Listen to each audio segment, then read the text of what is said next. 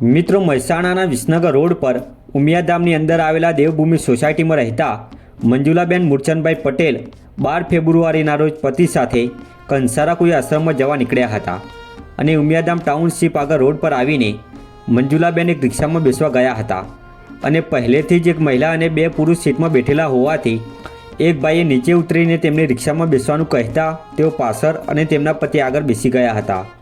ત્યારબાદ NG school નજીક પહોંચતા રિક્ષામાં બેઠેલ એક ભાઈએ પેટમાં દુખે છે તેમ કહેતા ચાલકે રિક્ષા સાઈડમાં કરી હતી અને કહ્યું કે આને મારે દવાખાને લઈ જવું પડશે તેમ કહેતા મંજુલાબેન અને તેના પતિ રિક્ષામાંથી ઉતરી ગયા હતા। ત્યારબાદ રિક્ષા ચાલક માનવ આશ્રમ 4 રસ્તા તરફ જતો રહ્યો હતો। પછી ત્યાંથી તેઓ બીજી રિક્ષા કરીને કંસારા કોઈ ગામે જતા હતા। ત્યારે તેમના ગળામાં જોતા તેમણે પહેરેલી ₹1 લાખની કિંમતની સોનાની ચેન ન હતી। ત્યારબાદ મંજુલાબેને અગાઉથી રિક્ષામાં બેઠેલ પેસેન્જર પૈકી કોઈએ નજર ચૂકી સોનાની ચેન ચોરી હોવાની ફરિયાદ નોંધાવતા એ ડિવિઝન પોલીસે તપાસ હાથ ધરી છે। તો મિત્રો, આ ઘટના વિશે તમે શું કહેશો તે કોમેન્ટ કરીને જરૂર જણાવો।